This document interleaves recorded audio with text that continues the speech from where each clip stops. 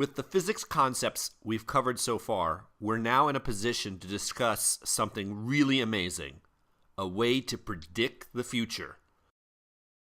The motion future that will work for a wide variety of real-world problems.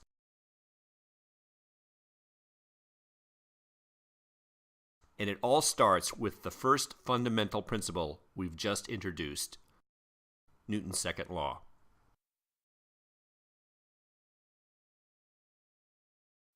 Before we start, it's worthwhile reminding ourselves how Newton's second law bridges very different information.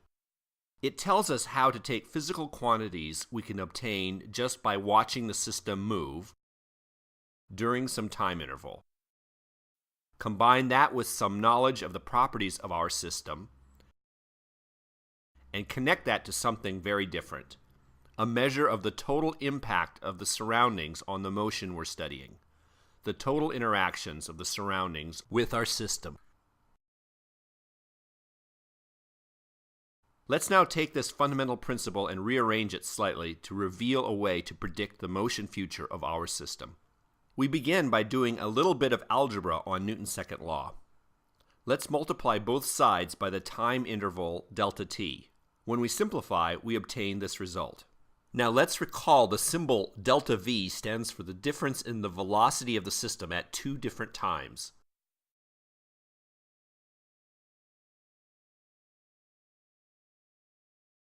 Let's call the velocity at the later time the final velocity, written as v with a subscript f, or v sub f, and the velocity at the earlier time, the initial velocity, written as v sub I.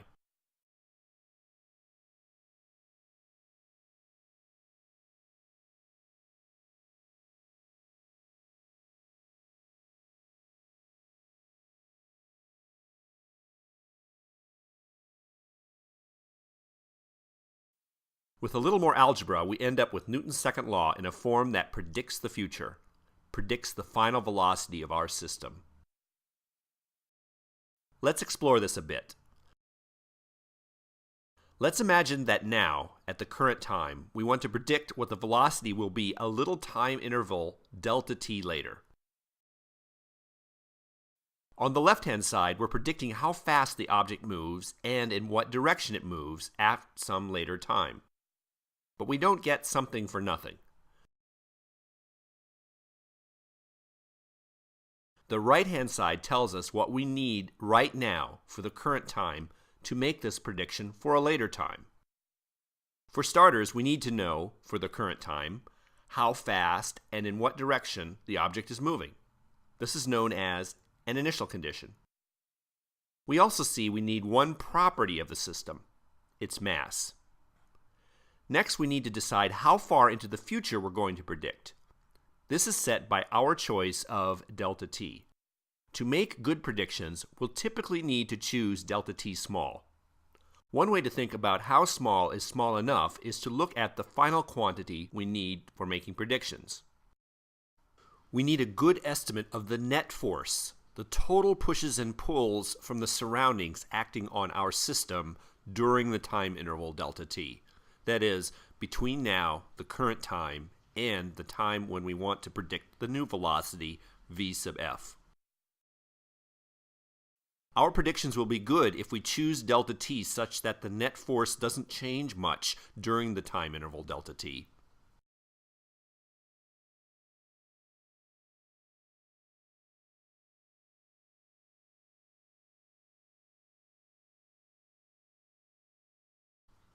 There's a lot more to say about choosing delta t small. We'll revisit this as we need to when we come across specific cases. So we now have a way to predict the object's new velocity, but that's not all we need to predict the future translational motion. We also need to predict where the object will be. We need to predict the object's position.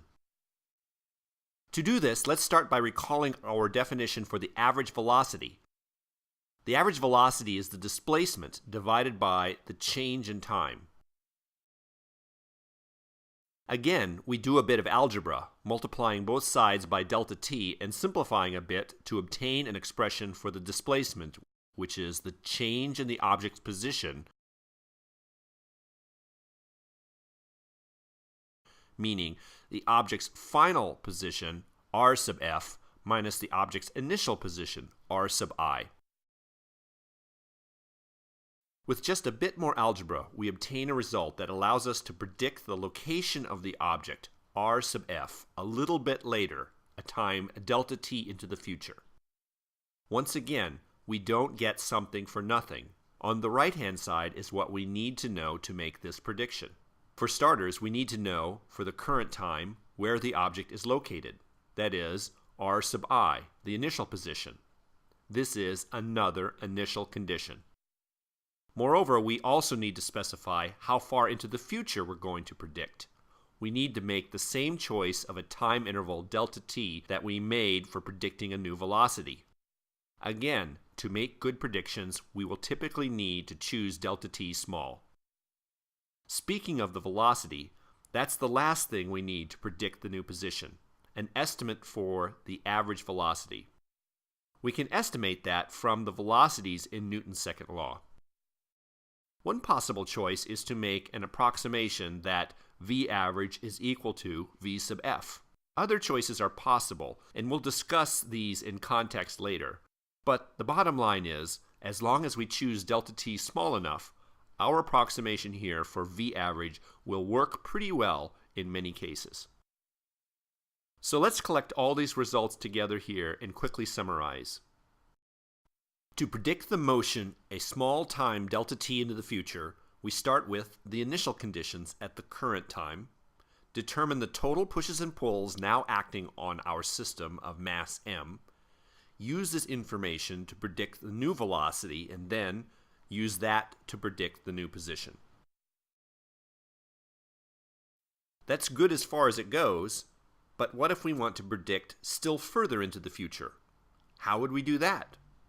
Well, we could do this.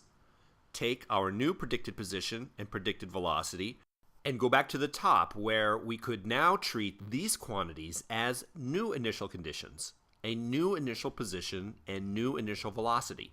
Apply our fundamental principle again to predict one more small time step delta t into the future, a still newer final velocity, and from that, a still newer initial position, which is a prediction of the motion that is 2 times delta t into the future when compared with our original starting point.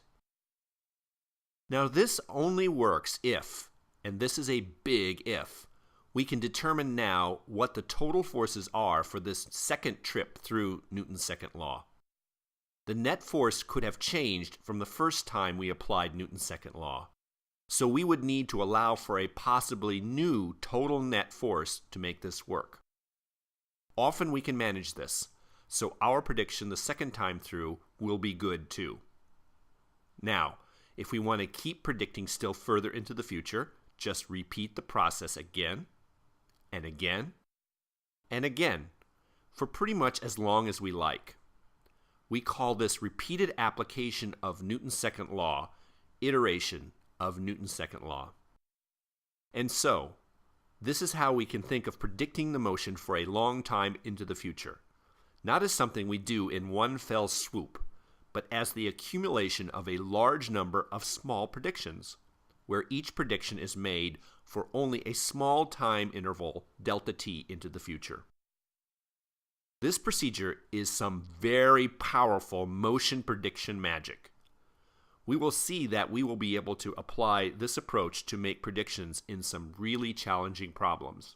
To do this may require us to iterate, to repeatedly do this calculation thousands or tens of thousands of times. If you tried to do this all by hand, then forget about it. It would be way too much work. However, computers are perfectly capable of doing this calculation repeatedly, thousands or tens of thousands of times in a snap without breaking a sweat. So that's why we're going to learn to instruct a computer to do this kind of calculation for us. We now know enough motion physics to jump right in and tackle a real-world case that each of us can observe easily in our everyday surroundings. The case where we see an object moving in the same direction at the same speed. The case we will call constant velocity motion. We'll start with examining an example of such motion recorded on video. That's the subject of our next lecture.